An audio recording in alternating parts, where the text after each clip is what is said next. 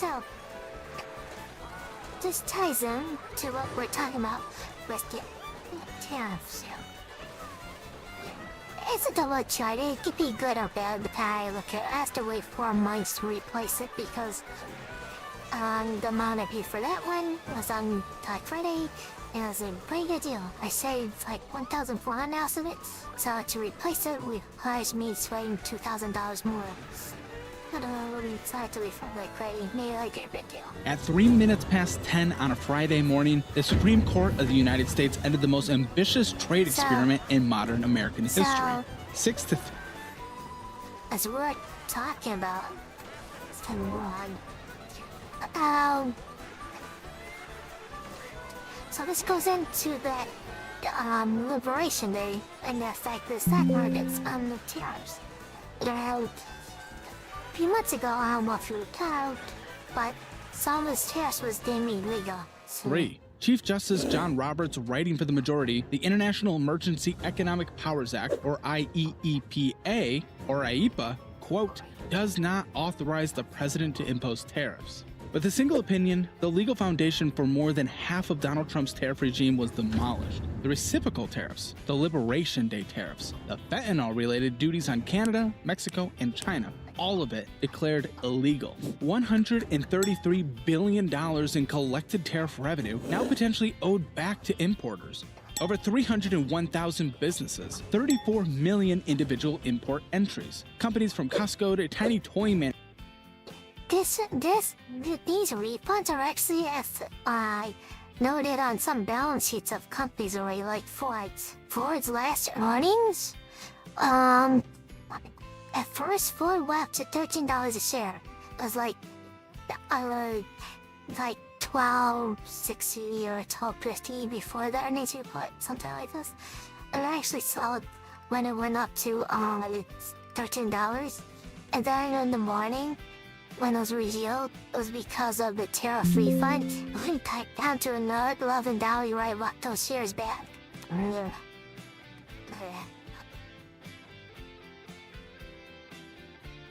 Manufacturers had already filed suits demanding refunds, and as of that Supreme Court ruling, the law was on their side. The president was meeting with governors when the ruling came down. He was handed a note. He told the room it was a disgrace and left. 4 hours later, he was back. Standing in the White House briefing room, Commerce Secretary Howard Lutnick beside him, visibly furious.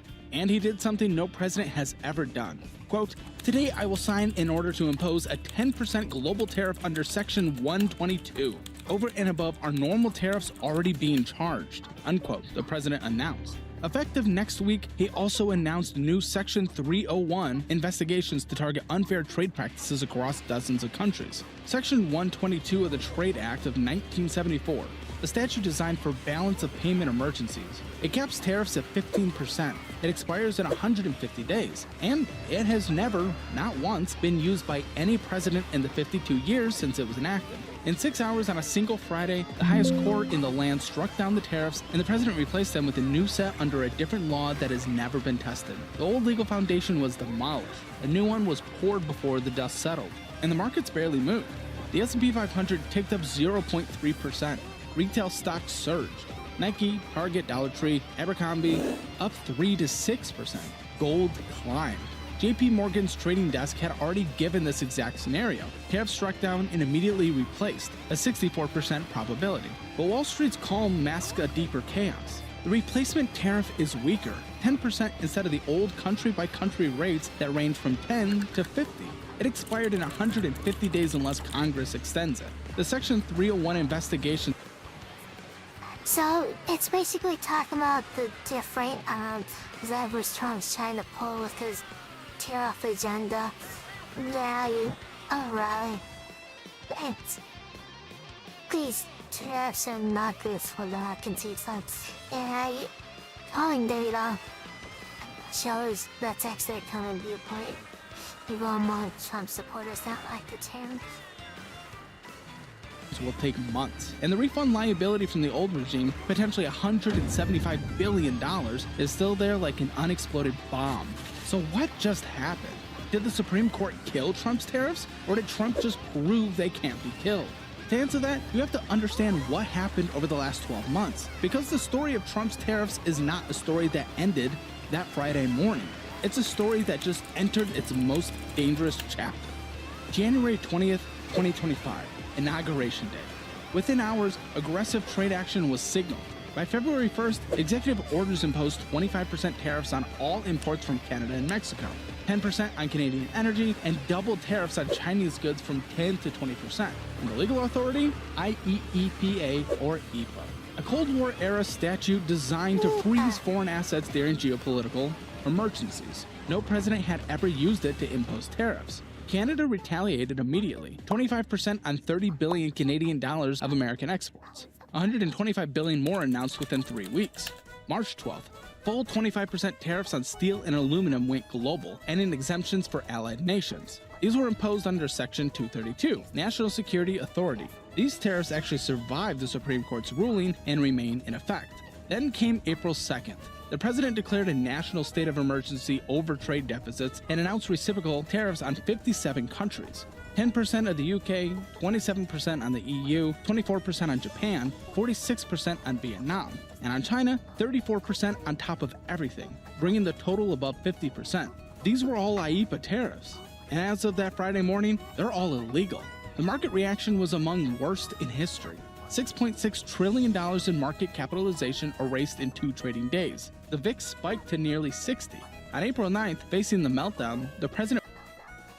And this is the exact days I was talking about where that guy should have put me. Now you having the VIX that high? It's usually a buying opportunity or selling your puts. Paused the highest rates for 90 days. The S&P 500 surged 9.5%, its best day in 17 years. From May through December, the administration pivoted to negotiation, and the results were real. A Geneva truce with China slashed reciprocal tariffs by 115 percentage points on each side. The EU deal committed $600 billion in investments, $750 billion in energy purchases, and €40 billion in AI chips, in exchange for a 15% tariff rate. Japan committed $550 billion.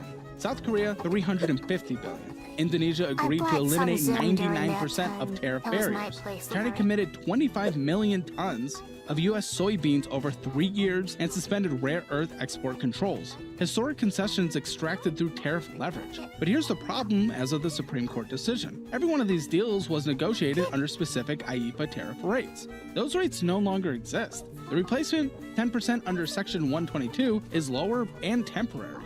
Trading partners may reconsider their commitments. On July 4th, the One Big Beautiful Act became law, permanently extending the 27 tax cuts, eliminated taxes on tips and overtime, raised the SALT cap to $40,000, boosted the child tax credit, funded defense and border enforcement, and cut Medicaid 12%. The CBO projected it would add $4.1 trillion to the deficit over a decade. Tariff revenue was supposed to offset most of that. IEEPA tariffs generated roughly $133 billion, about 60% of all tariff revenue. That stream is now severed. Before the ruling came down, here's where things stood after 1 year of the most aggressive tariff regime since the 1930s. Full year 2025 GDP came in at an estimated 2.3 to 2.7%. It's solid. The economy did not collapse. Recession predictions that surged to 40% probability after Liberation Day did not materialize. But the composition was distorted by tariff front-loading. Back then there was like a lot of concern about recession happening because of these extreme tariffs. Panic imported in Q1, subtracting 5 points from GDP. When imports fell in Q2, net exports added 5 points back, an accounting artifact, not organic strength. In Q4, the numbers released the morning the Supreme Court decision came in at just 1.4%, well below forecasts. The number was brutal. Revised BLS data showed just 181,000 net new jobs for the entire year, down from the originally reported 584,000. That's 15,000 a month. And manufacturing was the essential pitch. Quote, bringing manufacturing roaring back, unquote. The data said the opposite. Manufacturing employment fell in 8 consecutive months, shedding 68 to 180,000 jobs. The ISM manufacturing PMI averaged 48.9, which is there is some foreshadowing there that people voted for this because the way Trump said, he said, bring back manufacturing jobs in the United States. That's the reason for his tariffs. But the thing is, he tried this track record in his first time, where he's come out with the idea that you linked manufacturing jobs to mess up. The numbers said it actually declined. So, yeah, history repeats itself. I had a bias that this happened to them and told people not to overwhelm, and then guess what happened? It happened again. 80% of manufacturers reported paying tariffs on imported inputs. Massive investment announcements were made. TSMC pledged $165 billion, Apple committed $100 billion, but these are mostly paper commitments. Very few translated into operating factories or hired workers within the year. This subject matter can be hard to digest, but for most Americans, their personal financial situation is the hardest subject to approach and manage, but with the Dollarwise budgeting app, you can finally take control.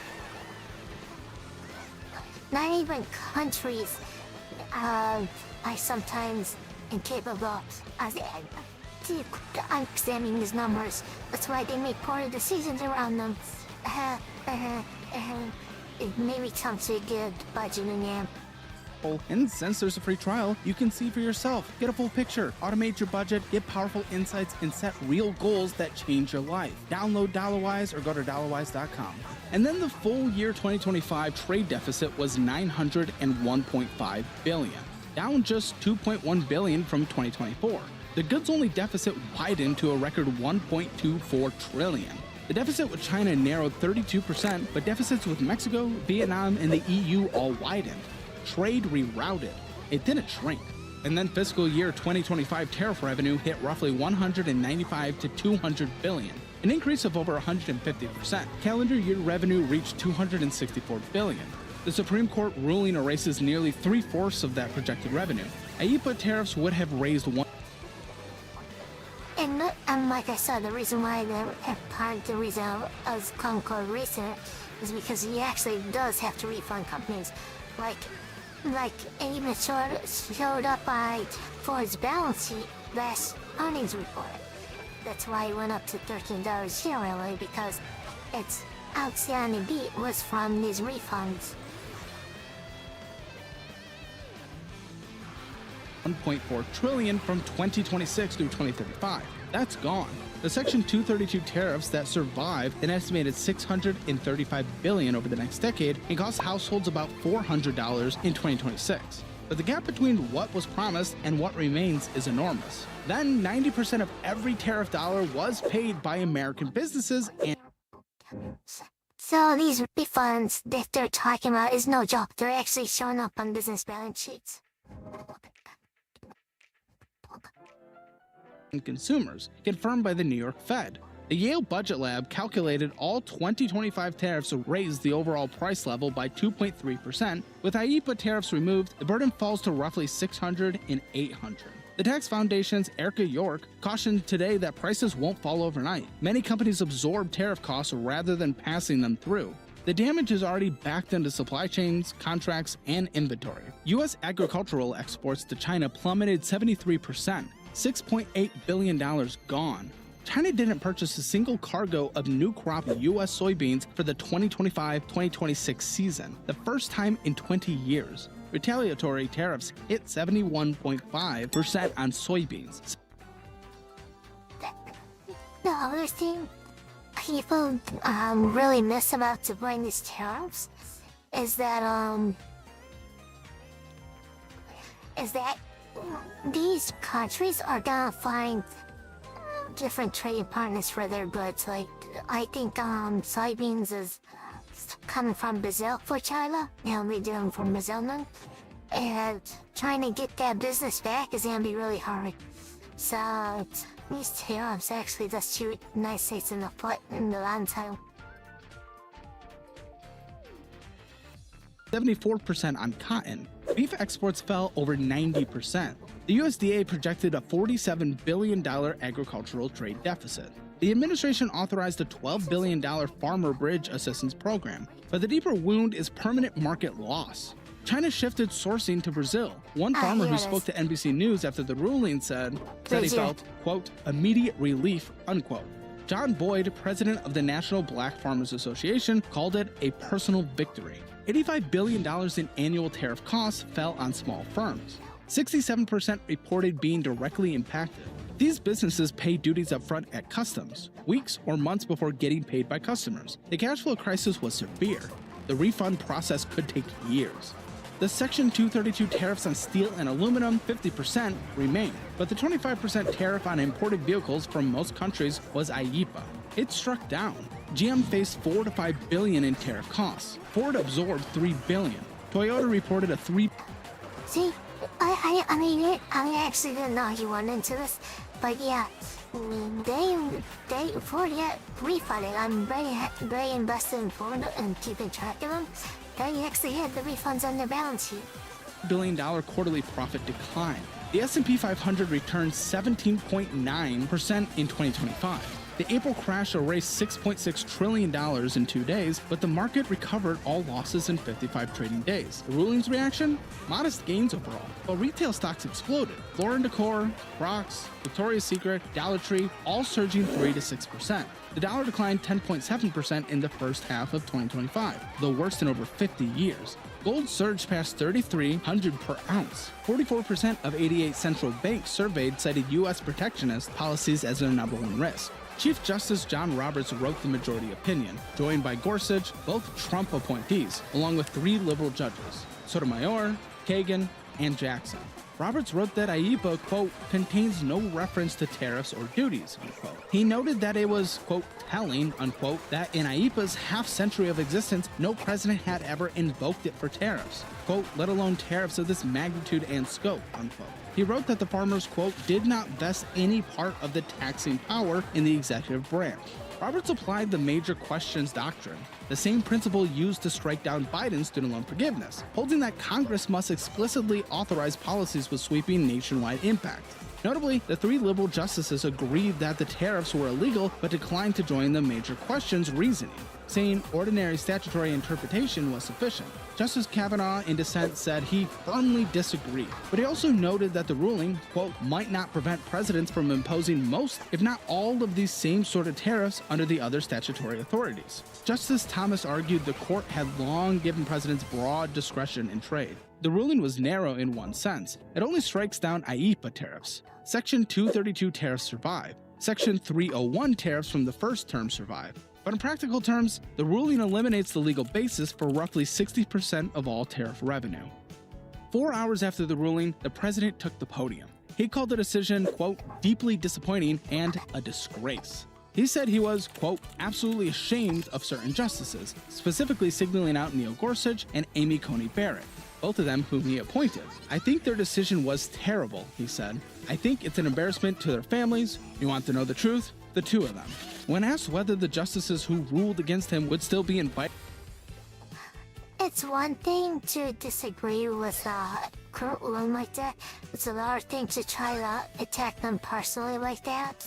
I really do not like that at all. The way you worded that emotional manipulation. That is really unprofessional. to Tuesday's State of the Union address, the president replied, barely. He praised the 3 dissenters, Thomas, Alito, and Kavanaugh, with particular warmth for Kavanaugh, calling his dissent genius. Then came the counterpunch. Today, Stuff like this undermines the idea of checks and balances.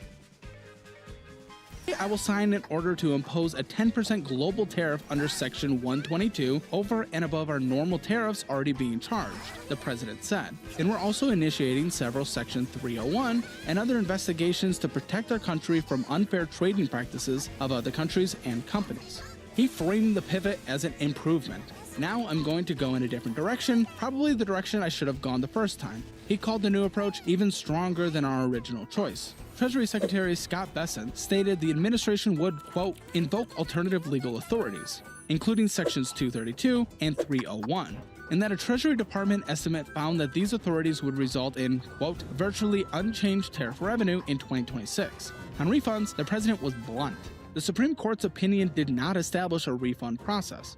"I guess it has to be litigated for the next 2 years," he said. When pressed on whether he planned to honor refunds, he told reporters, quote, "I just told you the answer, right?" Section 122 of the Trade Act of 1974 was designed for balance of payments emergencies. It allows a temporary import surcharge of up to 15% for up to 150 days. No investigation required. It has never been used, not once. The president just invoked it for the first time in history to impose a 10% global tariff effective next week. But there are constraints. 15% is the ceiling. Compare that to the old regime, where China's specific rates exceed 50%. 10% is meaningfully lower, and unless Congress votes to extend it, the tariff expires after 150 days, roughly mid-July. If Congress doesn't act, the tariff simply disappears. The president also announced a new Section 301 investigation. I actually haven't looked on updates on this, but guess what day it is? Mid-July. So I wonder what's gonna happen in this week. But yeah, like he's explained, joining tariffs through that has very limited lines every. So the tariff will continue. The same different one. This is the statute Trump used heavily in his first term against China. There are no limits on the size of 301 tariffs. They expire after 4 years. The catch, the U.S. Trade Representative, the USTR, must conduct a formal investigation and typically hold a public hearing before imposing duties. That takes months, and undertaking dozens of individual investigations against dozens of countries would be, quote, a laborious process. Section 232, National Security Tariffs, is the firmest legal ground. It was used for the steel, aluminum, copper, lumber, and parts of the auto tariffs. These all survived the Supreme Court's ruling.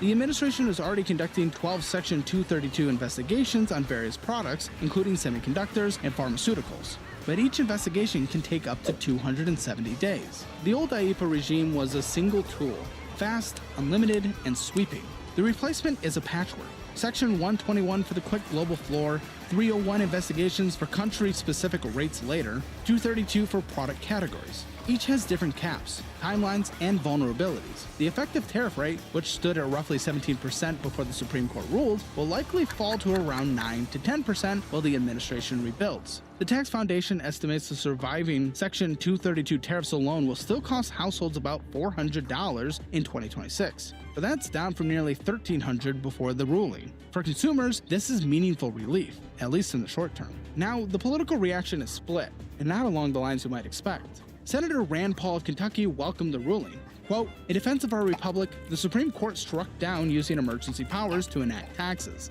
This ruling will also prevent a future president, such as AOC, from using emergency powers to enact socialism. Take a moment and get some free, easy money. With a Chime checking account and my link, you can get $350 when you set up direct deposit and pair that with a nation-leading high-yield savings rate. There's literally no reason not to sign up right now. Chime.com/Caleb or link in the description below.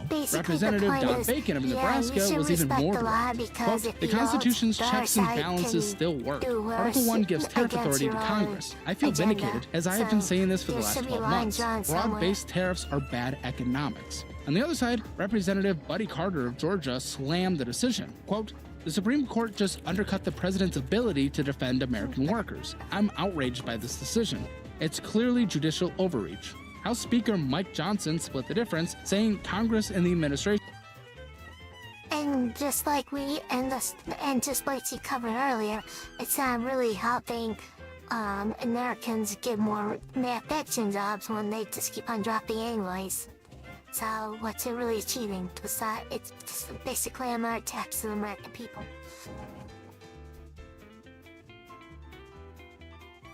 Would determine the best path forward in the coming weeks. For the Democrats, Senator Elizabeth Warren said Americans should, quote, "get their money back." Representative Richard Neal, ranking member of the Ways and Means Committee, called it, quote, "a victory for the American people, the rule of law, and our standing in the global economy." On the business side, the National Retail Federation, the NRF, issued a statement within minutes calling the ruling a provider of, quote, "much-needed certainty."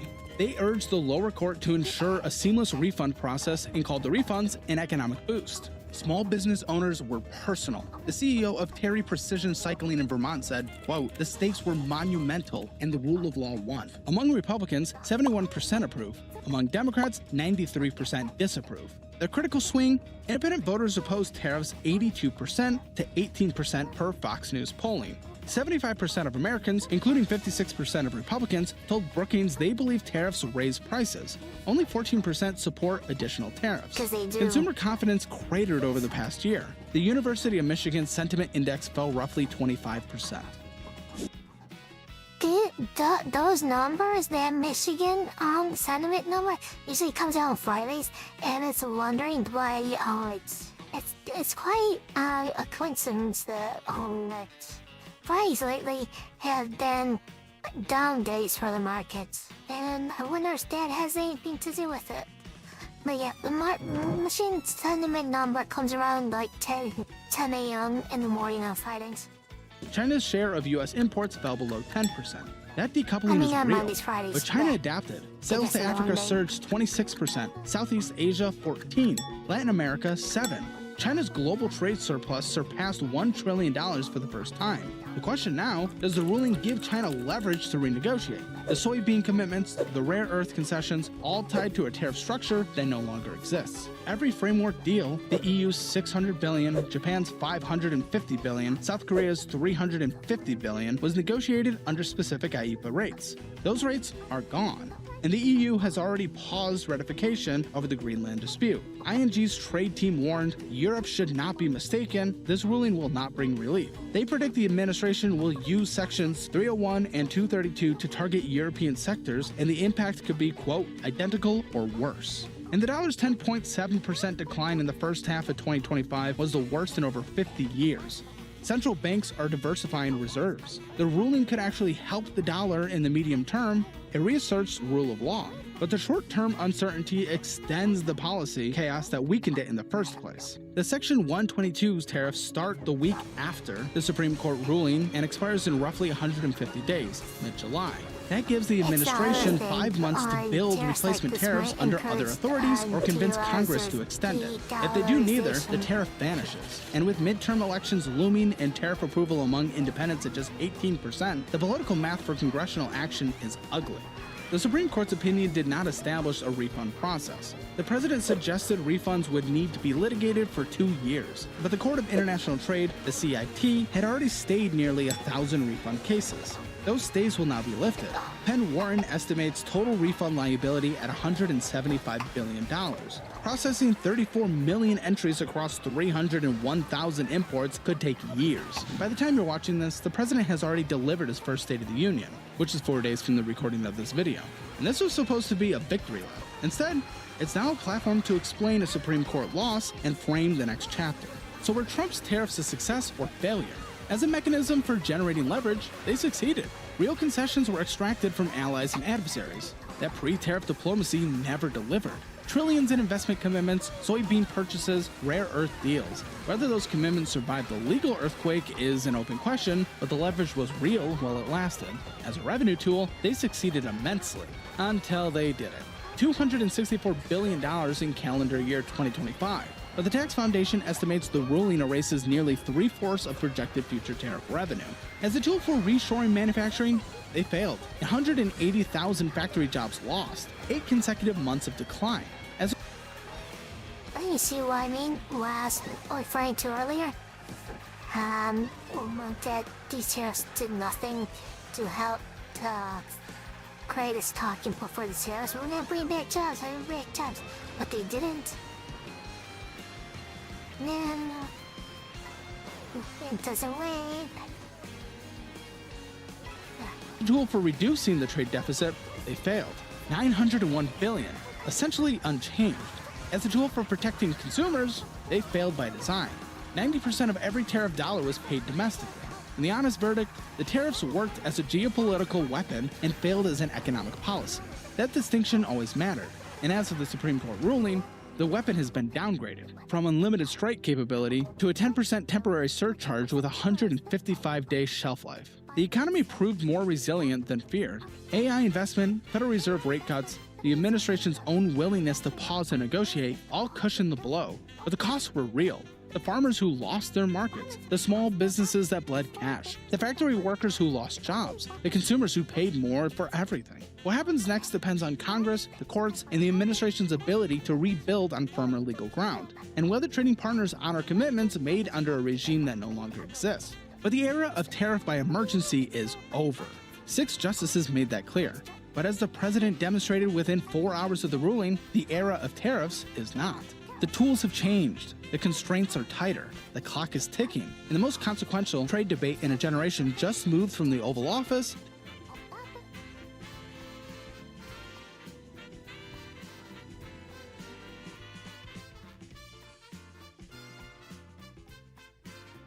So what do you think about that one?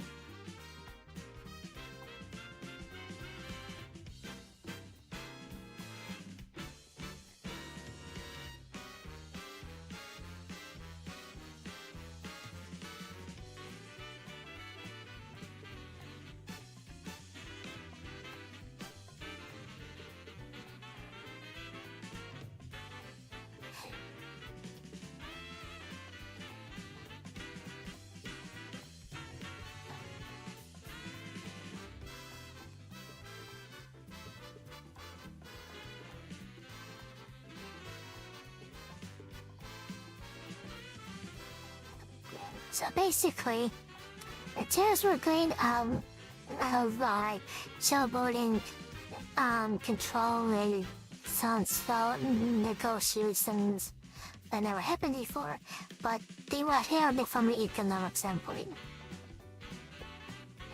This is why I always say, oh my god, the tariffs and it's all in the world, we tie me a hostage for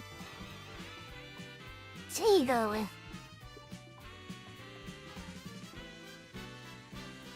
I'm like so that show the final patient. Nah. Here's the thing, you might be missing the line turn damages, those can pose as well. I'd lightly touched on this concept earlier. What ends up happening is like how you use the China soybeans. They're not buying United States soybeans anymore because of it. They're getting some Brazil. So how are you gonna get those trading partners back because of these tariffs? Well, you get some strong negotiation, but you're still not gonna get your customers back for some things.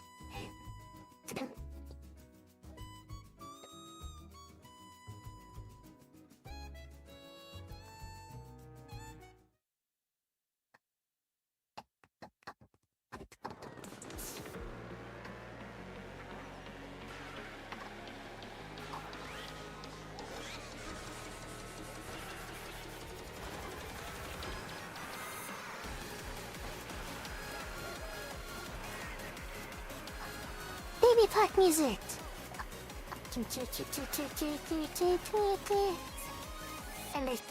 I like baby park music.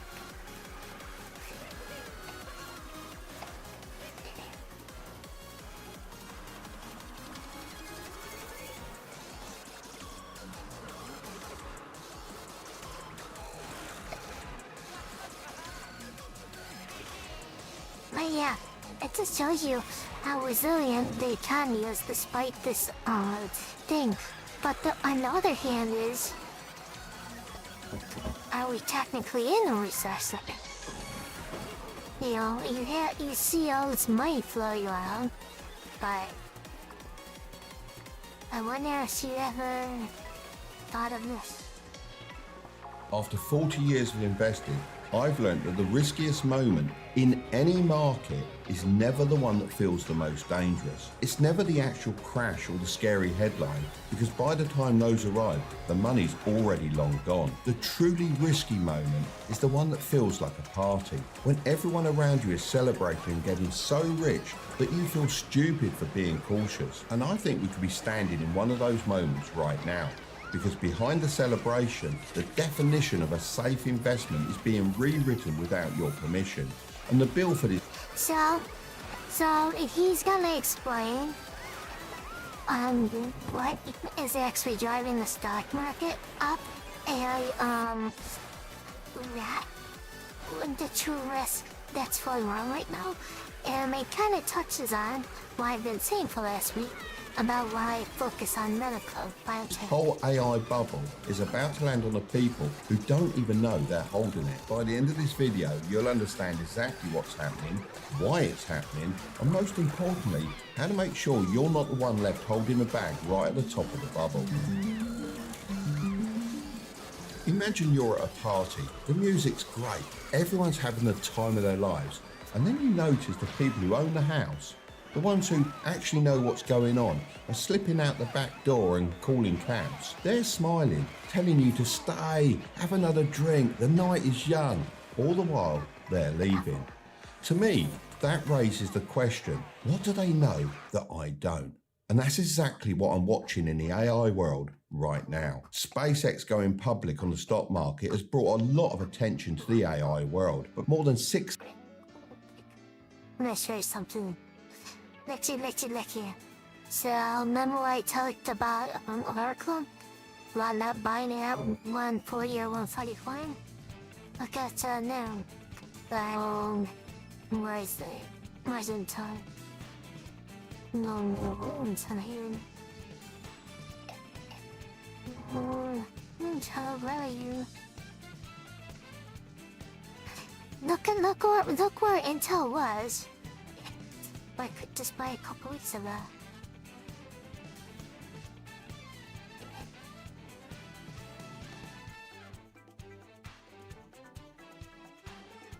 So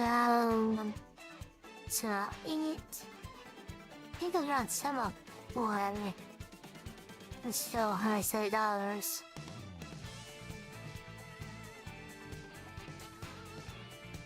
Yeah. 702 starting this month was $131. Gotta look at it.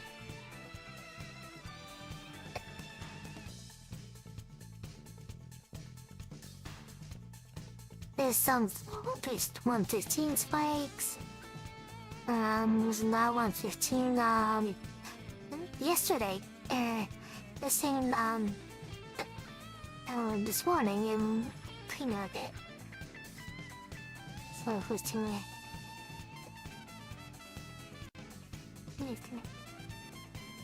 Cheap. So we can do SpaceX. We can check out SpaceX. A couple days after IPO, this was 200 tons something there.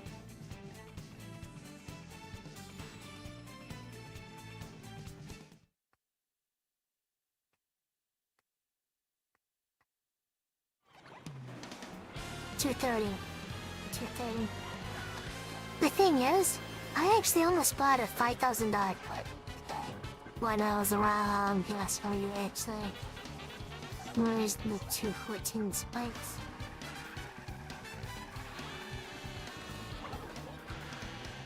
This day actually, I just bought a $5,000 put right here. It's actually worth around $10,000 and it's about double. $5 million amount. So I can actually show you the credit assets looking in SpaceX.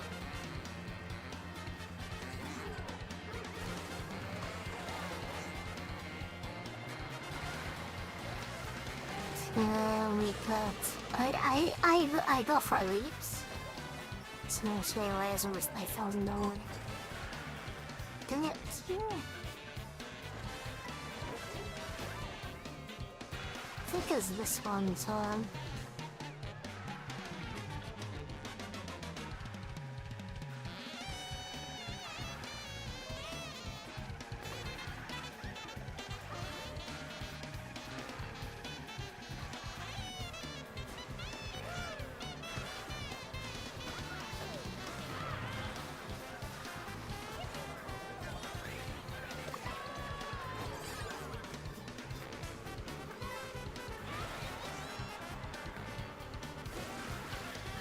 let's go down, please. I don't see. Oh, time, it's worth $85 now. Maybe I just remembered right, but this was the idea. I was looking to buy that mode. But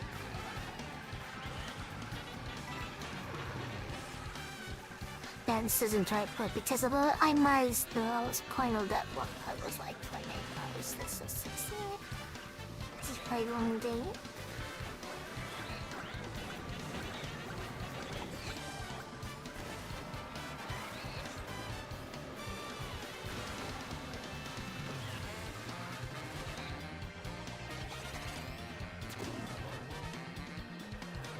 Anyways, unfortunately, I didn't buy it. Always other than possible, definitely if that's all the point is, the tech sector is taking a real hit. Ooh, maybe watch this. No, there's that.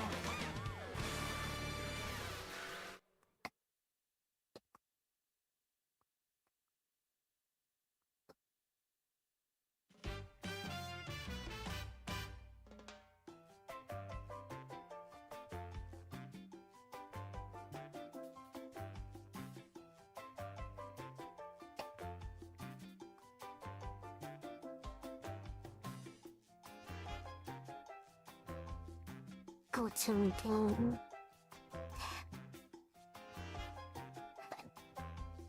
So yeah, there's a nice bottom there, and a third. Like rally design, but it's far from the tops. This is the overall tech average, so that's what you look at from the NASDAQ. And the NASDAQ has scores of buying into SpaceX. And I think it talks about that. Not the forced buying, about how like retirements are forcing to buy.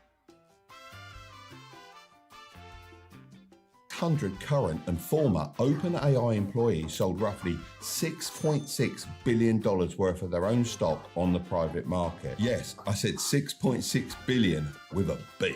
These are the engineers, the early employees, the people on the inside who can see the actual numbers from behind the curtain. And they sold a fortune of it to outside investors. Now, when the people who built the thing are cashing out their chips and handing the stock to strangers, who exactly do you think those strangers are? Because somebody has to be on the other side of what the insiders are selling.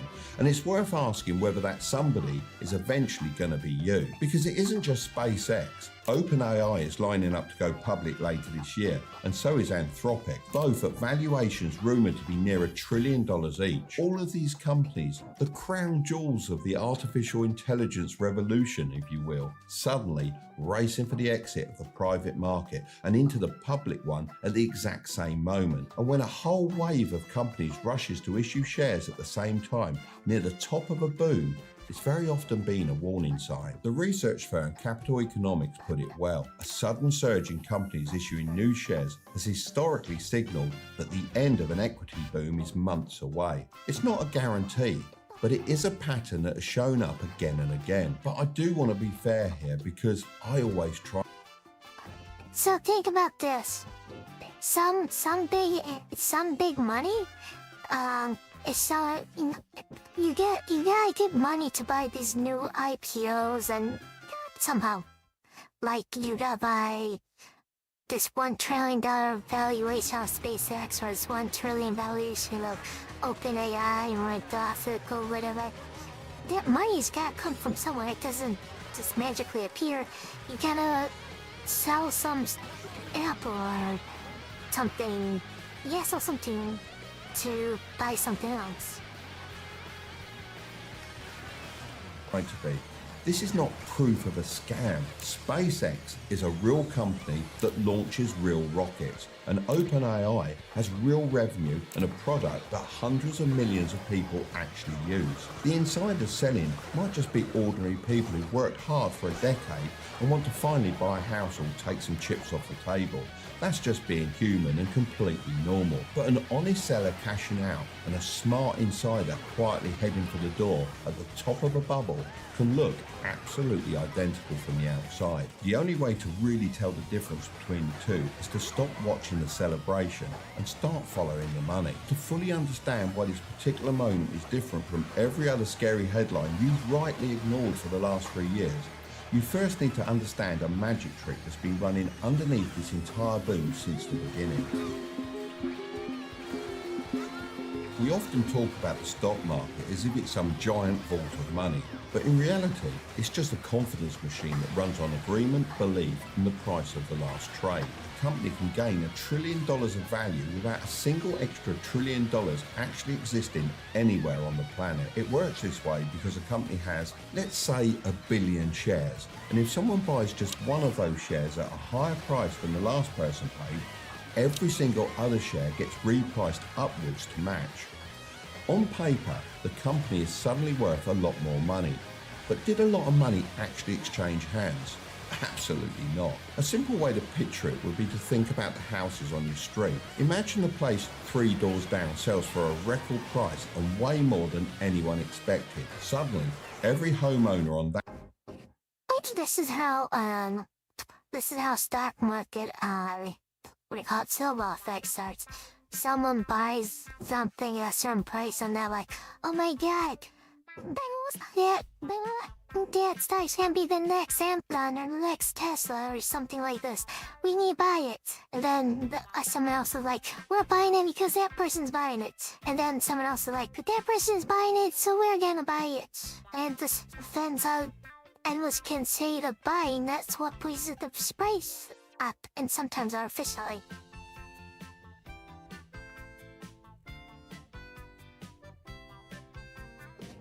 And I really, in my view, it's exactly what happened to SpaceX.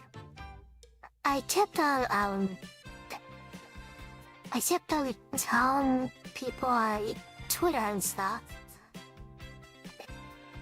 don't buy SpaceX right out of IPO because, historically speaking, at some point, stocks trade under their IPO price. And I said this on day one, actually. Even one went to like 180, 190. I'm like, very careful, very careful. Very careful, very careful. It's gonna sell under IP price. It's gonna sell under IPO price. Be really careful. I said this like pretty much every single day before and after IPO. Like a couple days before too. And look at now, it's under IPO price. It repeated every other IPO in near existence. It repeated it. And achieved it. It went under IPO. Already. You gotta remember, this one fun. The IPO price was actually 135. It actually opened at like 150 or so. Tap, it was bouncing up and down. It went up to like 170, and it kept on trickling down to 150 or so, and shot up. And then like a couple days later, it was $225 or whatever.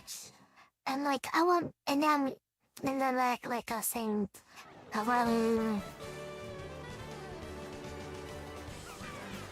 so take yours. Yeah, this day specifically, or went up to 214. I was watching put prices and strongly had our own to buy put here. Jose had, but yes, that's basically what drives stock market. Buying and selling. Speculation. That street feels richer because the We're estate buying agents because will the tell you next the guy whole buying. street is now worth more. And in a sense it is. But notice how nobody handed you or your neighbours a check. Everyone just feels wealthier because of the price of somebody else's house. The wealth is real and kind of unreal at the same time. It exists for now, right up until everybody tries to sell at once. And then they find out what the street is actually worth. That right there is what you... The other thing is, I don't think he touches on this concept. Plus, everyone sells at once. That's basically a bank run effect, and you're basically selling under price at that point. because everyone's selling at once. They're like, oh my god, panic's here, blood in the streets, the world's gone, we need sell. And they end up just selling under value. AI market has been doing for the last 3 years.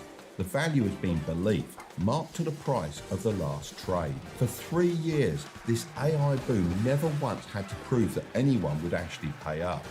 It only had to be believed in for the price to go up, which in all fairness did work a treat. But starting this month with the wave of giant AI public listings, the boom doesn't just have to be believed in, it had to be funded by real investors with real money. That's the line we've just stepped across. So naturally, the question changes. It stops being, do people believe in AI? Because clearly we do.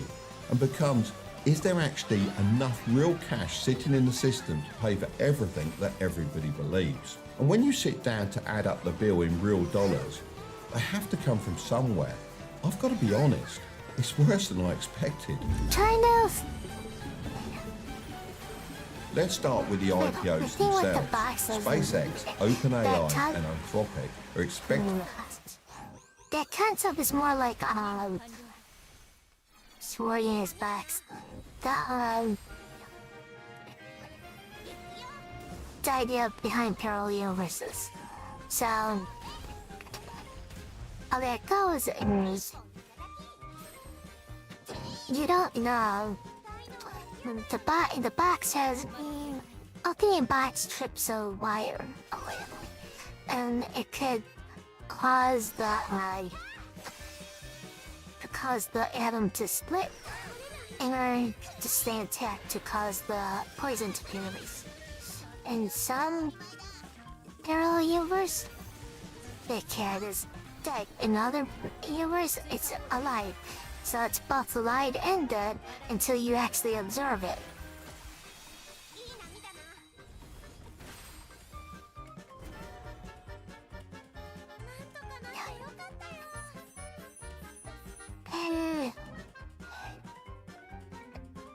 The thing with that is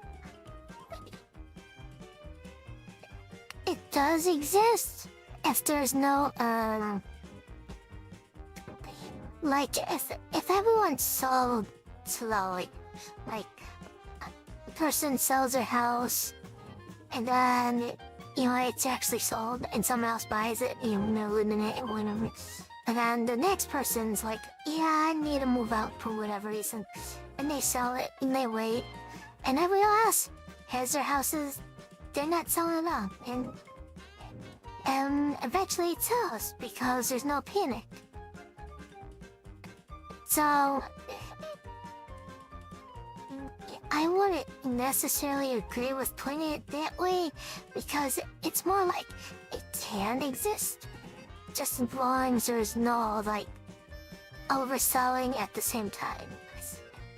Like if everyone sells at the same time, let's go and drive prices lower, just because of the supply outweighing demand.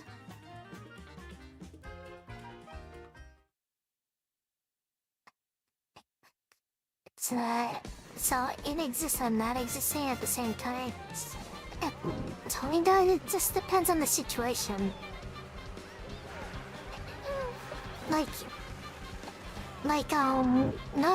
The lower prices from everyone selling, it happens because everyone's selling. So the higher value does exist, so long as no one selling, this line's not, that's so long as everyone's not selling at the same time, straining the supply.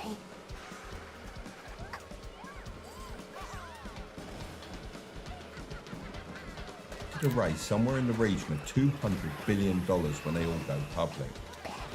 And that actually goes with the point is IPOs.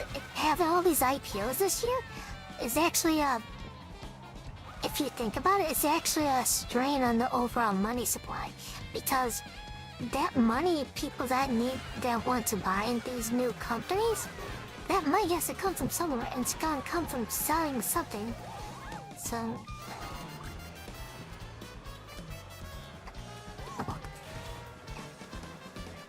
that would be a record-breaking year for new listings. But that money has to actually come from somewhere.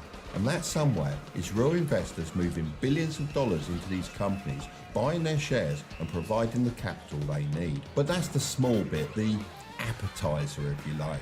Because sitting behind the IPOs is the real monster, which is the data centers, chips and power stations needed to actually run all this artificial intelligence. Let me walk you through the numbers because they're almost hard to believe. For 2026 alone, the biggest cloud companies are committing well over 700 billion in capital spending. But I get that sounds made up, so let's break it down even further. Amazon around 200 billion. Alphabet, somewhere between 175 and 185 billion. Meta, between 115 and 135. To me, people get desensitized on what this actually means because they're like, oh my god, $1 billion here, $1 billion here, $100 billion. What does this even mean anymore? Everyone's just throwing billions of dollars around. So people end up being desensitized to all these big numbers.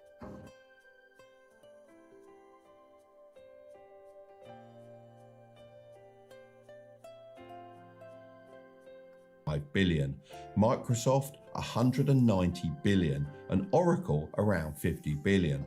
That's nearly double what they spent last year. And if we now put the two bills together, that's hundreds of billions to fund the new public companies and hundreds of billions more to build the infrastructure. That's the better part of $1 trillion of real cash that this industry needs to find just to keep the engine running at full speed. So you might be thinking, where does all this money actually come from? And that's the thing. There's no secret reservoir of fresh money just sitting there waiting to be poured into AI. For investors to buy hundreds of billions of dollars of new AI shares, they have to free up the cash first. And to do that, you have to sell something you already own. So you sell some Apple, some Tesla, some Microsoft, and maybe even a slice of your index funds. Essentially, the money to buy the new winners has to come, in large part at least, from selling the old winners. Think about that for a second. The AI boom has grown so large that it has to cannibalize itself just to feed itself. That's not a growing pie where everybody gets a bigger. This is why I keep on repeating, I want to stay away from tech. I want to stay away from tech. Like, I completely want to stay away from tech because usually, when someone's like you even see on this chart for Intel or SpaceX, like, usually when you have a tech investment, you rotate into it something else tech related. Now you usually keep your money in the general same sector. So if you have $100,000 of Intel, you might sell $50,000 and put the other $50,000 in the AI ChatGPT at IPO or something. Right, that's essentially a game of musical chairs. And right now, a record number of players have all stood up at the exact same time, preaching for the same chair. Maybe demand for these shares is so colossal that the whole thing just gets absorbed without anybody really feeling it. Maybe there's enough money sloshing around the world to soak it all up, but what I want you to notice is that even inside the bull case, which is the best possible version of events, it still requires people to sell an absolute fortune of existing stock to make room for the new stuff. So the question becomes, who's going to be the one selling and who's going to be the one buying at these insane prices? That's really where this whole thing gets clever, because let's be honest, the industry isn't naive. They know the cash problem is real, and so over the last couple of years, they've been building two solutions, and it's so genius, I almost admire it. Okay, so let me show you the first solution. So basically, markets have a nasty habit of pricing in all these different risks. So they're not gonna be thrilled of overbuying these companies when they know it's a failure. Try why you see SpaceX doing what I just showed you.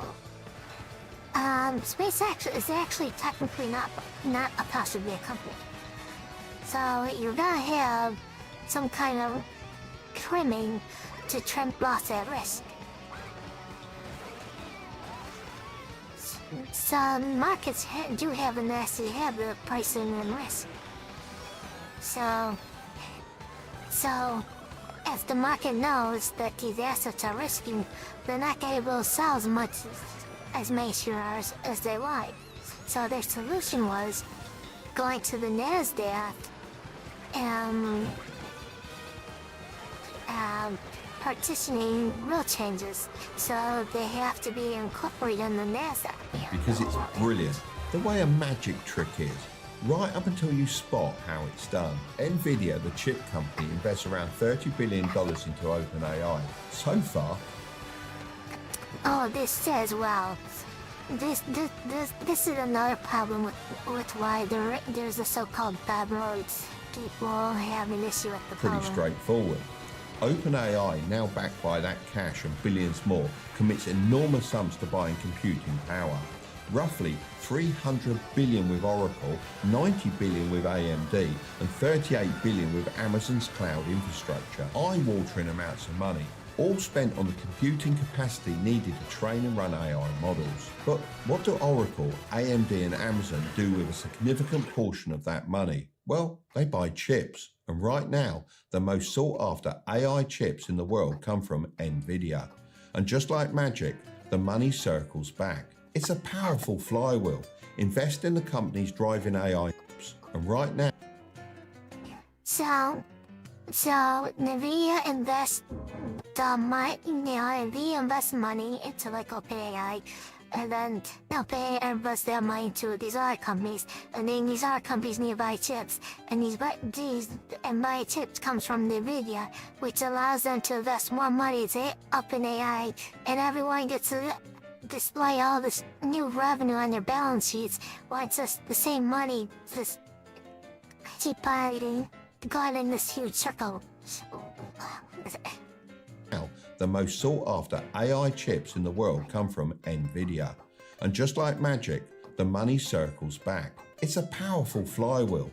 Invest in the companies driving AI demand, then benefit again when that demand ultimately comes back to your products. Do you see what I'm seeing? The money goes in a circle, and every single lap of that circle pumps AI valuations up a little higher. It's a closed loop, and it's been spinning perfectly for a couple of years now. I've even spoken about it before on my other channel, but let me be fair, because there is a genuine argument on the other side of this. The companies themselves call this a virtuous circle, and they're not entirely wrong. You see, by committing all this money up front, they lock in a scarce supply. They guarantee themselves the chips, the builders, and the customers all at once, in a world where everyone's fighting over the same limited resources. So while it is all smoke and mirrors, there is also a real strategy to it. But there is a pretty big vulnerability here, because a closed loop of money that pays itself can look exactly like roaring growth for a very, very long time. Even long after real outside demand has actually stalled. As long as the money keeps circling between the same handful of insiders, the numbers keep going up and everyone stays happy. The loop works perfectly until the moment it needs fresh cash from outside the circle to keep it spinning. And what do you think this wave of IPOs actually is? Well, I'll tell you. Exactly that moment. For the first time, the circle is reaching outside of itself and opening a door to the public market, asking you to put money in. Which brings us to the second solution. And honestly, this one is incredibly important for everyday investors like you and me, because the AI industry doesn't just need to find new buyers for all this stock, as plenty of people will willingly buy. What they really need is a way to force people to buy without even realizing it. And it turns out those false buyers might actually be you. This part literally stopped me in my tracks when I really understood it. And a lot of great YouTubers like Damien Talks Money have already covered it. But I think it's worth discussing as it has a direct impact on your money, investing strategy, and overall financial future. Almost everyone in the world, including probably you, This is why I actually want to broadcast this specific point to people, because ideally I want to reach a fire audience and just inform people what's exactly going on and what they should be aware of. See, these forced buying is only specific, basically specific ETFs, like you have to have it actually on the NASDAQ. But here we get into it, why it goes into the SPY. But this doesn't actually affect the SPY. Index funds are the safe, sensible, grown-up investing choice. Just buy the market. Don't try to be a hero.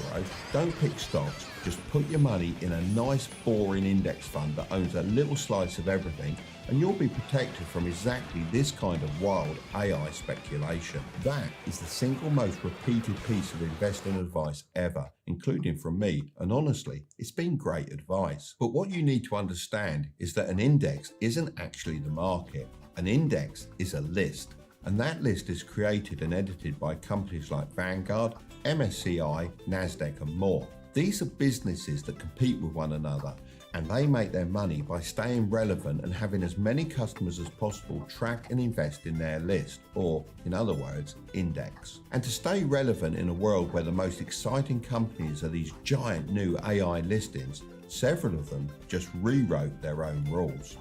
So let me show you how the rules have changed, because that, in a nutshell, is where the worry lives. Normally, when a brand new company goes public, it has to wait. It has to sit in the market for months, sometimes a full year, before it's allowed to join a major index. And that waiting period exists for a very good reason, because it gives the wild opening price time to calm down and find something closer to reality. It's kind of like a cooling off period, and it gives the market time for the hype to settle to a more normal baseline, but not anymore. NASDAQ changed its rules so a giant new company can get... But yeah, look at Oracle, for example, like I've been saying, recently. The reason why it's doing this is because ever since here, like around here, the start off, it was found out their earnings, especially here, this gap down. They're like, oh, we beat earnings, but we're investing, we're spending a whole bunch of money on data centers, rental, or whatever. And that's back around $200. And they're like, and the market's like, I don't think you're gonna be able to profit off this new debt. I don't think you're gonna be profit off this new debt. I don't think you're gonna be profiting on this new debt. I don't think you're gonna be profiting on this new debt. That's why, look how long the sell-off went. This is a long time trying to equilibrium price. I don't think you're gonna recuperate money from your debt. Well, maybe you're not gonna recuperate that money. So it's been straight sell-off from them releasing this news since I report about this debt. So that's what he's talking about giving markets time on these new IPOs, because they basically have to prove themselves to be a company. Like, well, going back to SpaceX. This company is all hype. It actually does not generate profit. It's actually in deficit. It's like, it brings in, it's something like, it brings in $4 billion of revenue, but its expenditures is $8 billion. So that's why I mean it's negative. It's actually not a positive because it has $8 billion in expenses. So this is what he's referring to about having the markets actually having real time to digest and how good these companies are, and if it's really worthy of a long-time investment. You need multiple data points. You need internet hype to die down, stuff like that. Does that make sense? That's why these waiting periods exist. That's what he's referring to. That's the point he's driving home with these waiting periods. That's why they exist for these major indexes.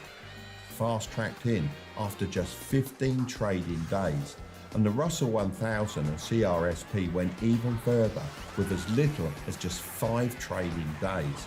and they relaxed the rules about how much of the company needs to be available to trade. This means a brand new, wildly speculative, So another thing you can do to manipulate your stock price is you can only release a tiny bit of shares. And if you read the IPO paper for 3 cents, it was phenomenal. They wanted to release something like 3 or 4% of their market cap, and then along the way they have planned offerings. Basically, they're planning to sell more shares later on. So what ends up happening is you have a very, very tiny amount of your shares available. An overhyped stock, people are like, we want to buy it. And then once that hype kicks in, you can sell a bit more shares, and having that enthusiasm be your exit liquidity. Maybe like, you're basically trying to make people pay for your stock just because of a small supply being offered.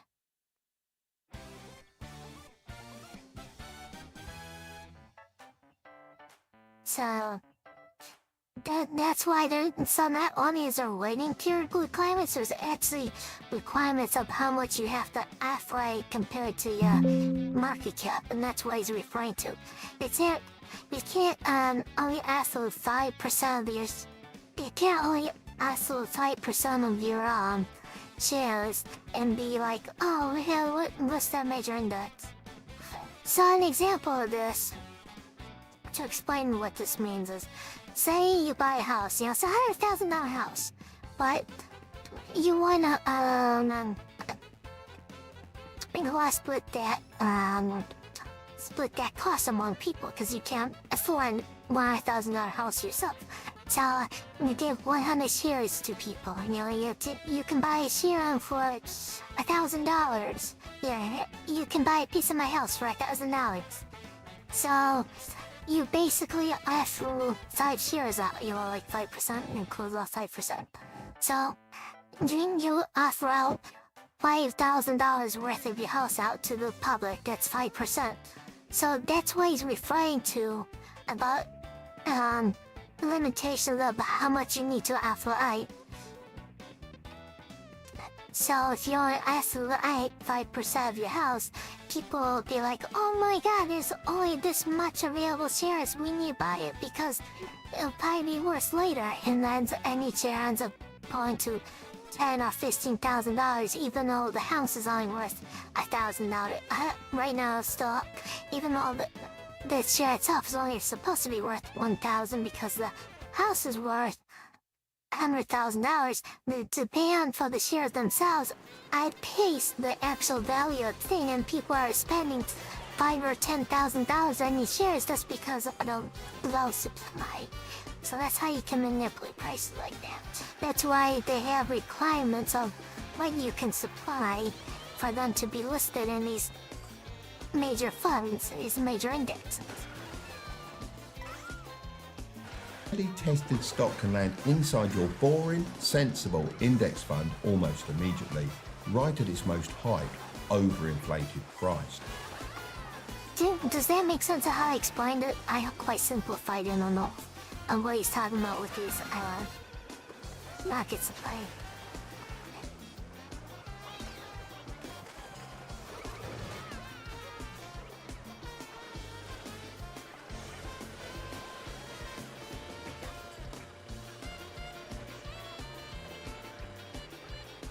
Okay. According to estimates from Bloomberg Intelligence, index funds could be forced to absorb something like 19% of SpaceX's available public shares, just for the S&P style funds, and another 24% or so for the Russell and Nasdaq funds. But let me give credit where credit is clearly due. Not everyone caved, and on June the 4th, S&P Dow Jones indices held the line. They had every opportunity to weaken their rules. So basically, NASDAQ-based funds are bending to these rules to letting these IPOs do what they want. But stuff like S&P 500, they were not having it.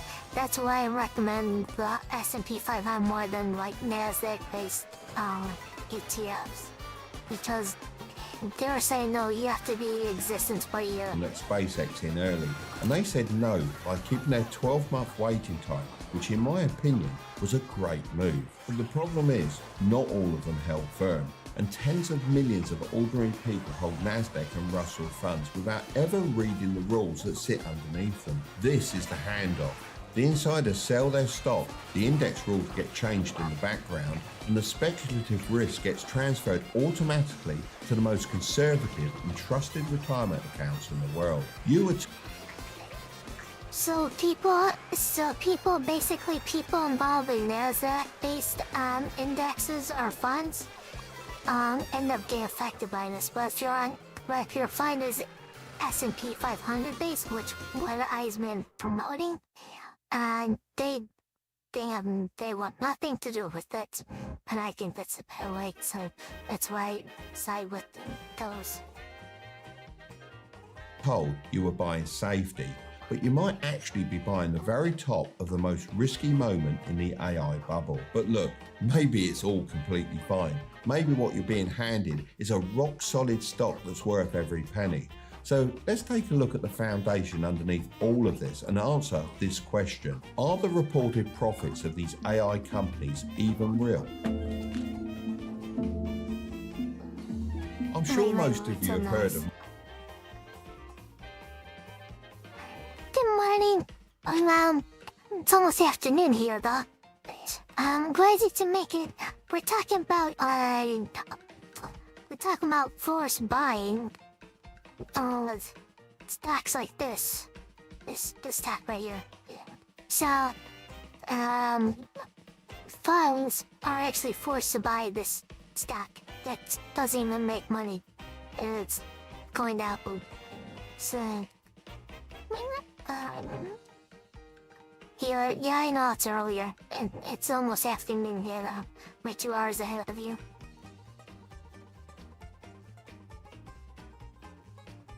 Michael Burry, but if not, he's the investor who saw the 2008 housing crash coming when almost no one else did. Now, he's been wrong a few times since then, and he's pretty controversial, but still, I think... Few times is an understatement. Here, there's jokes, where he's like, Michael Burry predicted 2 of the last 40 recessions or something, because he took heavy losses often trying to predict bubbles or the top or whatever. So he's underplaying that a bit, but the point still stands. Michael Burry's statements on his logic. He deserves to be heard. His argument is pretty interesting because on the surface it sounds almost a bit boring, but underneath it makes a lot of sense. And it all comes down to one accounting word: depreciation. When one of these giant cloud companies buys billions of dollars of AI chips, it doesn't count that cost in just 1 year. Instead, it spreads the cost over the number of years it expects the chips to be useful. On its own, that... I believe he's still shorting the video from this. I don't think he closed that. But it's still an, they call it unrealized loss. It's still unrealized loss, but this is why he shorted sensible it. and just normal accounting. But Burry's point is that spreading the cost of these chips over 5 or 6 years doesn't make any sense because those chips don't actually stay competitive for very long. Now, in the real world, with how fast this technology is moving, a top chip might really only be cutting edge for 2 to 3 years before the next generation makes it look slow. So if the chip wears out competitively in 3 years, but you're pretending on paper that it lasts 6, then you're essentially undercounting your true costs. And if your costs look smaller than they are, then your profits also look bigger than they are. This might not sound like a lot, but what makes it a big deal is the scale. Burry estimates this accounting choice could be underestimating the industry's cost by roughly $176 billion between 20... Let's see what you want, then they does that right now. So, let's see where you sort them up. Lights on, realize walls.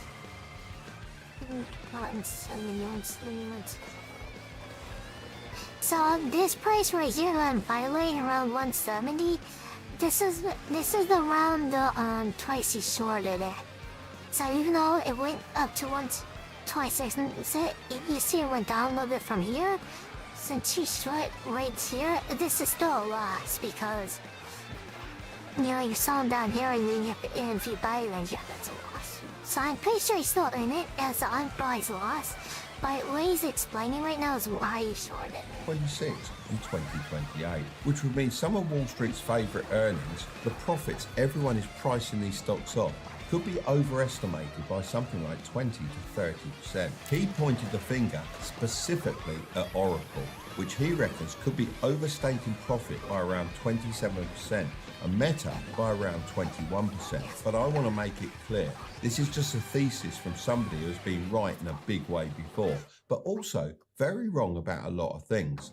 This isn't a proven verdict, and there are plenty of very smart people who disagree with Burry. The companies have real revenue and the chips have real value. CNBC even said they can't independently confirm the practice, so I'm not sitting here telling you the books are cooked. I'm more so just floating the things I'm seeing by you so you can make your own decision. And if we're being honest, you don't need Michael Burry to be exactly right. You only need him to be slightly right.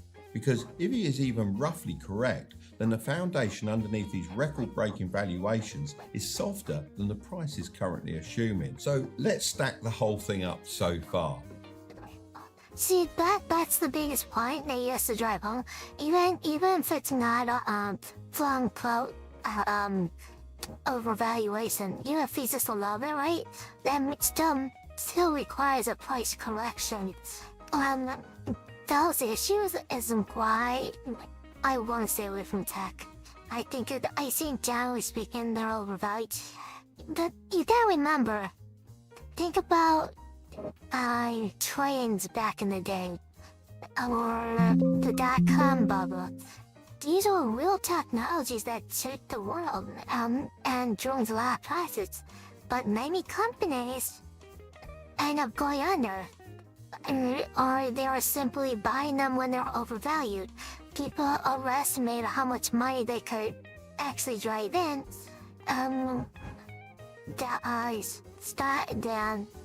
Kappa stocks or technology stocks and bolts.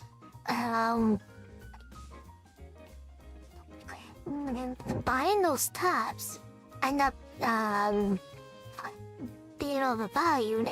They corrected.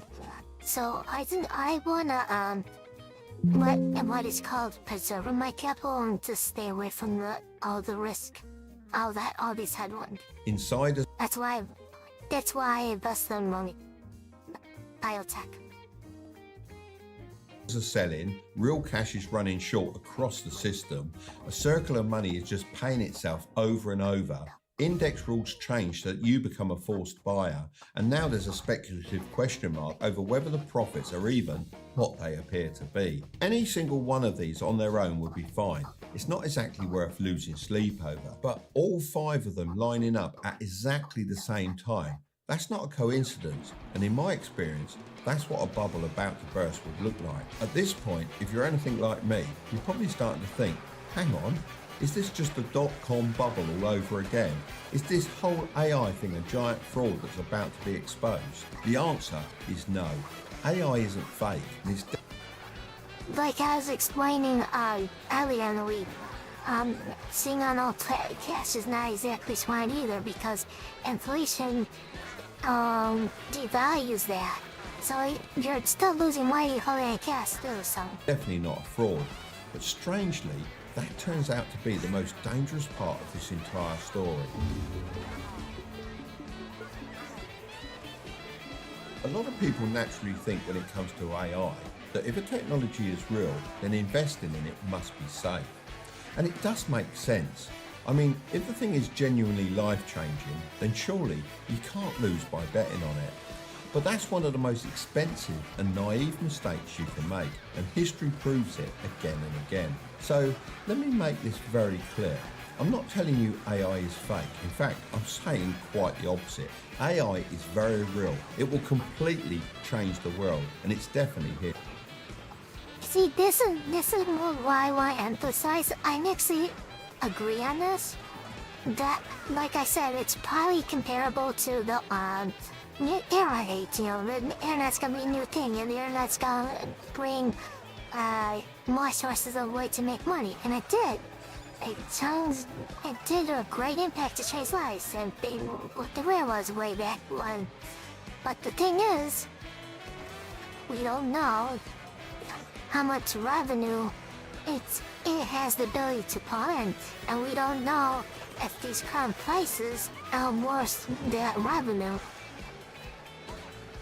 I don't think they are. Stay. But the greatest bubbles in all of financial history weren't built on lies. I mean, look at the railways back in the 1800s, for example. I was there. It was great times. The railways genuinely did connect the world and change civilization forever. But investing in them at the wrong moment still wiped people out. Look at the internet in the late 1990s. The internet did change everything, exactly like the believers said it would. But that bubble still destroyed huge amounts of personal... It's not exactly a bubble, but you can even, classify cars into this as well. Let's go to a company and bust them. To demonstrate this one. And go next.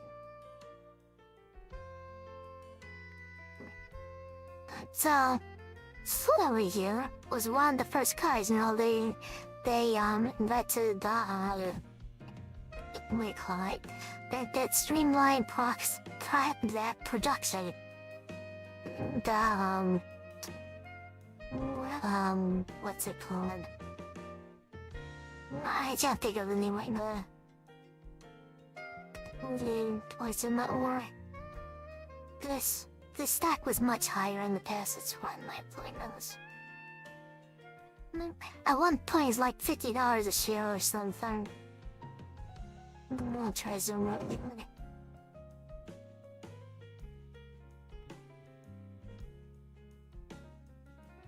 Say example water periods. What year are we in? 2008? I think it was before.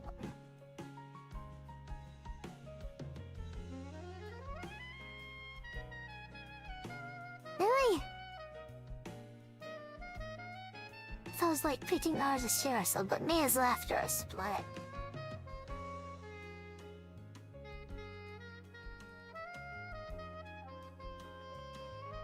Yeah. Look at, we're going back to that 1984, the assembly line, yeah, that's what I was looking for. Ford invented the assembly line. Well, can you imagine buying a stock for like, not even 10 cents? I mean, you know, this is split adjustment. That's why it's so long.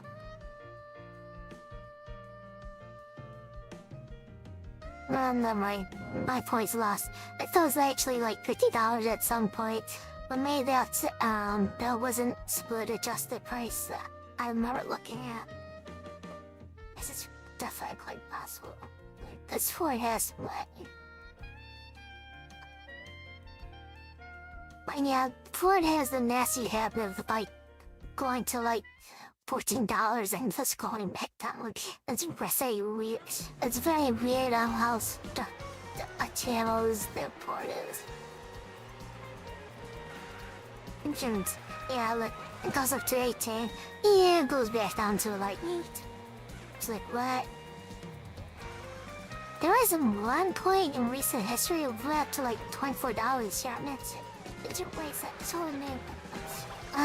Was it 2021, I think? Went up to them, up there.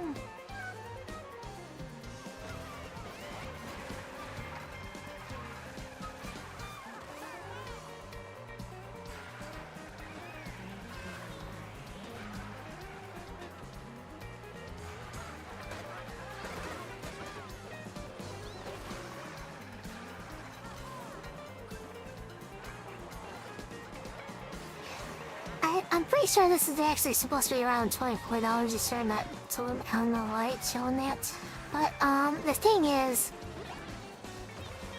this time, Rivian IPO'd, and Ford and Rivian were like a big thing, and it really surged their stock price up for a bit for a second. But the point is, I was trying to use cars as a more example of like a lot of car companies lived and died. A lot of different car companies lived and died, even though cars changed things for everyone in the Ford assembly line. So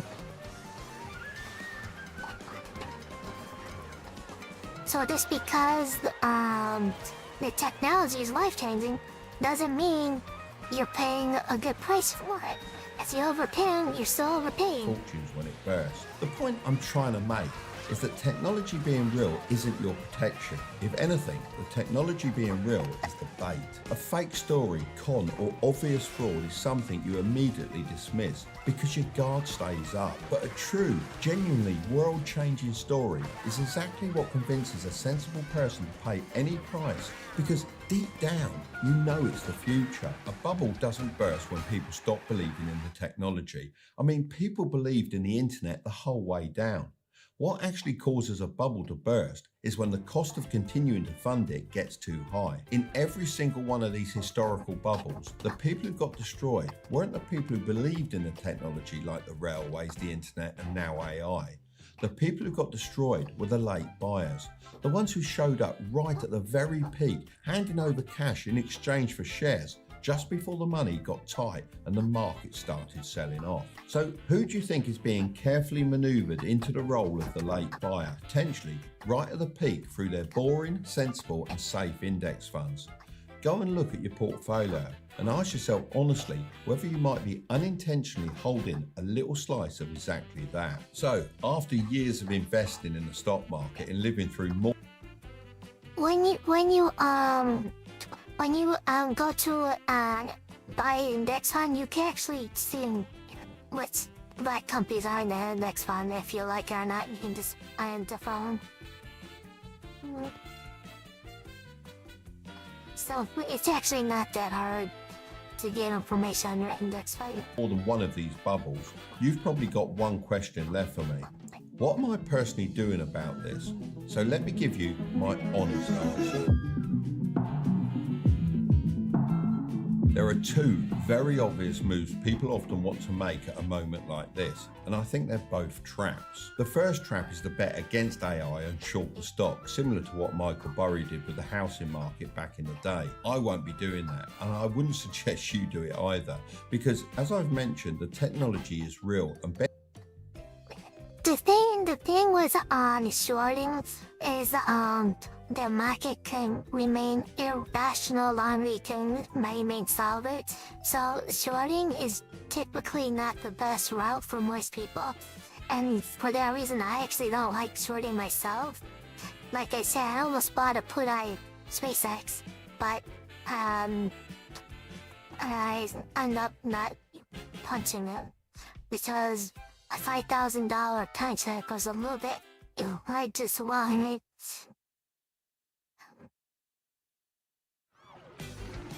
But yeah, if I would have bought it, you would nearly took me at least 30%.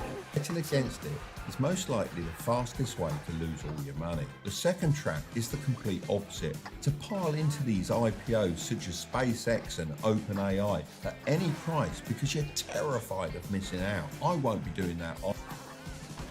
But if you are attracted to shorting, buying puts is actually the better way to go, because your losses are actually capped. So if I bought that for $5,000, that's all I'm gonna lose is that $5,000. But actual shorting the stock, your risk is unlimited. You might have to end up owing 10 times as much as it's worth if it decides to squeeze or something. Look against that. That's why you buy puts or direct shorting. Either because the price is Well, quite frankly, ridiculous, and chasing insane prices is the other fastest way to lose your money. The real move isn't about predicting the top, because let's be honest, no one can do that, including myself. But what you can do is make sure you're not the forced buyer holding the bag at the top. So here's what that actually looks like in simple terms. Feel free to write it down somewhere and keep it to hand. First, know what you actually own. The phrase "just buy the market" stopped being a free pass the moment those index rules got rewritten. So go and have a look under the bonnet of the funds you own. Find out what's actually in them and how quickly new, unproven companies get added. You might be perfectly happy with what you find, but just make sure you look and don't assume. Second, don't let a rule change choose your risk level for you. If you want exposure to these wild new AI companies, that's a completely valid choice. But it's your choice to make on purpose with your eyes wide open. Third, let new companies prove themselves. This might be the most important one, and it's the one that saved me the most money over the years. A great company is still a terrible investment at the wrong price, and time is often the solution. And fourth, keep your costs. This is what I was getting at earlier, that just because it's a good company doesn't mean you're buying it for the right price. So...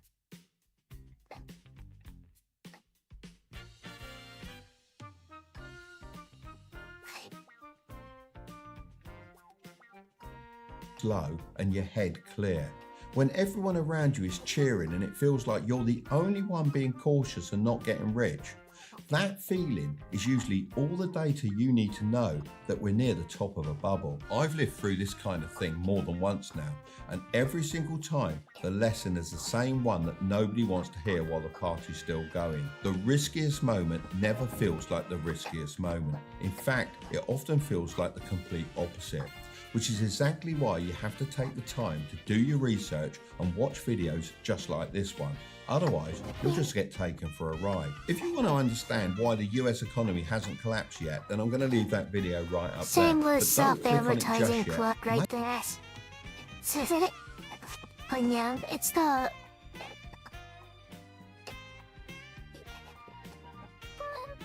Still has a point. Ah, well, that explains my net trap. Pfizer went to 25 soon. Yeah, that 30 cents means a lot.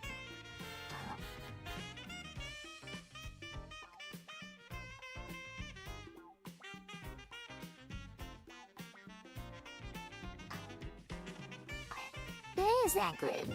That's not what I was seeing.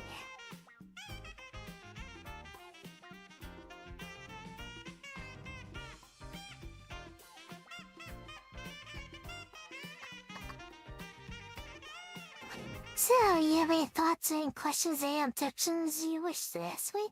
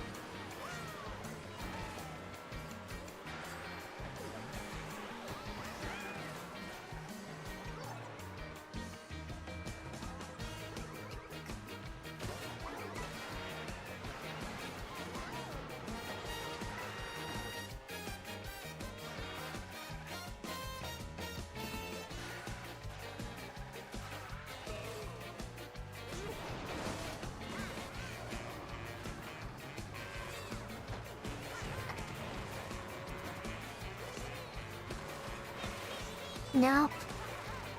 But you're helping me understand that a lot. Yeah, that's what I want to do. I want to try to help people understand things. And explain ways where I think there's a disconnect, like how I explained what I meant by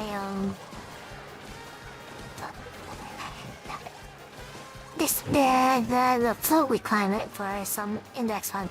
They call it float. Remember that example when I said you're selling your house, the 5 pieces of your house for $1,000 each? That's 5%. They call that float. That's just the term for it. So if you ever hear that word, that's what they were playing to. So when they say, oh, you're having a 5% float, it just means you're like publicly